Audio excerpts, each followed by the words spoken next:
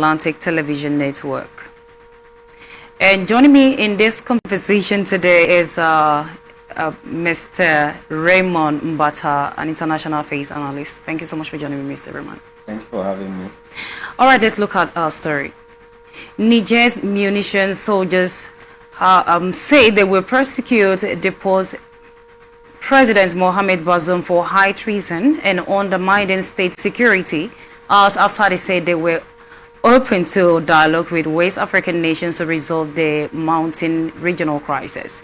The announcement on state television on Sunday night by spokesman Koja Amado Ahmad said the military regime has gathered the necessary evidence to prosecute before competent national and international authorities and ousted president and his local and foreign comprehenses for high treason for the undetermined the internal and external security of Niger.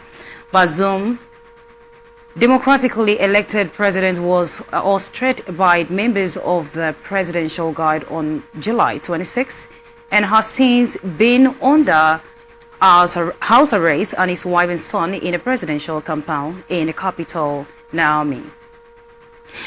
This is, Mr. Raymond, this is actually becoming confusing right now. I don't understand again because 10 hours ago, we saw in a report where the juntas were ready to bring this to a negotiation table to talk about this peacefully. And then now we are hearing about a prosecution of Bazoum. Do you see this coming to an end very soon? It seems the more we are looking for solutions to these issues, the more others are rising. So it seems confusing right now. What do you think? My candid thoughts on that is illegality cannot stand on illegality. A coup and a junta is not a recognized form of government for the present contemporary times. Being that as it may, if they have any issues with President Bazoum, it has to be in a competent court of law. It cannot be by a kangaroo judicial panel or per se a military court. He is not a military man. He has to be judged by competent judges of his peer in a competent court of jurisdiction. So if a coup that is not getting its own let me say it don't have the popular support of the people, and you now want to you want to sentence a president, it doesn't work that way. So now they are saying they are going to prosecute him in both national and international courts. What do you think that holds? Because they're not just going to limit it to Niger, where they probably have so much authority right now. They're also going to international courts. You think this is going to favor them? You think justice is going to be served as it deserves and this will come to an end soon?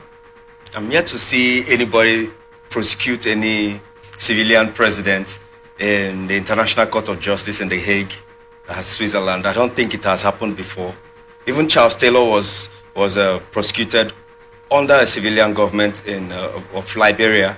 So I don't see it happening anytime soon. And it might even scuttle the plans that ECOWAS have with discussions and dialogue that is ongoing.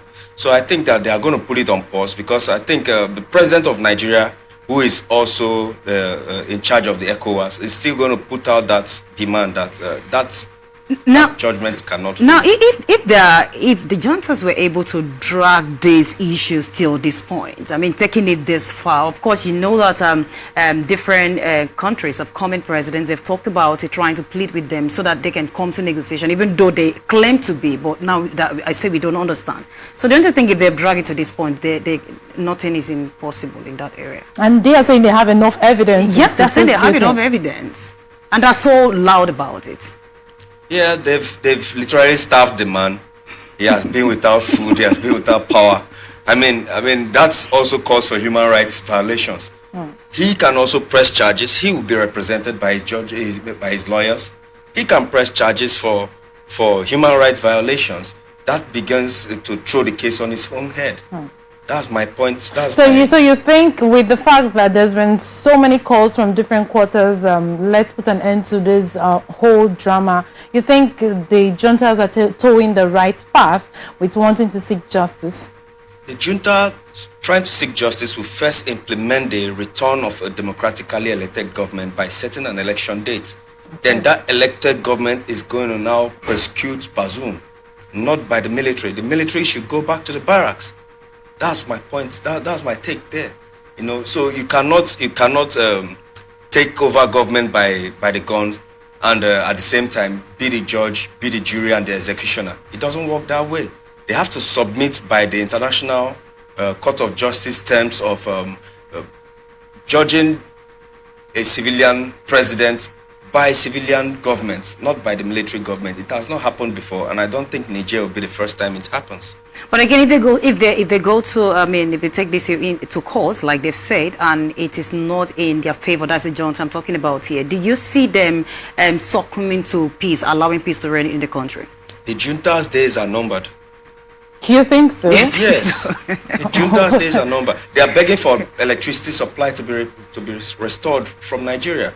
They are begging for the borders to be open. They can't sustain that. It's unsustainable. And I think they are still going to beg for more reliefs. And also, Johnny is also going to ask for amnesty. At the end of the day, let's see how it turns out to be. But I think that's my predictions. Yes, we know they're actually begging for power, and of course they're already owing 4 billion. Like I asked myself, where are they going to pay the money from? But right now, they want what they want. All those is secondary for them. So that's what I'm saying. Do you see them like saying, okay, we have agreed, let peace reign? Because like they said, they're going to bring a lot of evidence. If they come up with all this evidence and it is not in their favor, do you see them saying, let's withdraw this, let peace reign? The military is going to beg for amnesty. All the soldiers are going to go back to the barracks.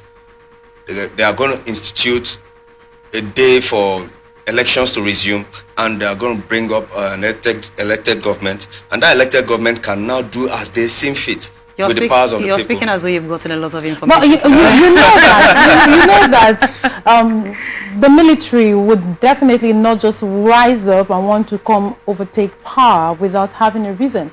Now, they have reasons for this. The anomalies in the system and the leadership pattern of Bazoum have pushed them to this extent. If all of this is not addressed, you think the military, even if we have an democratically elected government come after this process, do you think they're still not going to interfere? I mean, presently, they refuse talking to ECOWAS in time past.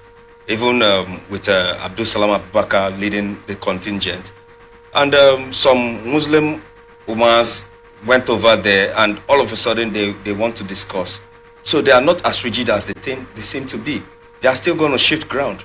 And democratically elected governments in Africa supersedes the military juntas that are in Africa. So I think that their days are numbered. And they are going to break. They are going to break. But don't you think it is high time that our democratically elected governments in Africa begin to do the right thing, so we do not keep having these interferences in the democratic processes? The worst democratically elected government is better than the best military government whatsoever. I grew up under the military regime, under Abacha, under IBB. It wasn't fun. We couldn't even talk in the studio. We couldn't have this discussion then. That was there. I mean, you lose your speech first of all. You lose your freedom next. So where are you going to start basing the parameters for development, the parameters for future negotiations? And I think the people deserve to choose who they want to, not the guns. The guns cannot do this. It has been tried and tested. The guns cannot do this. The military are incapable of administrative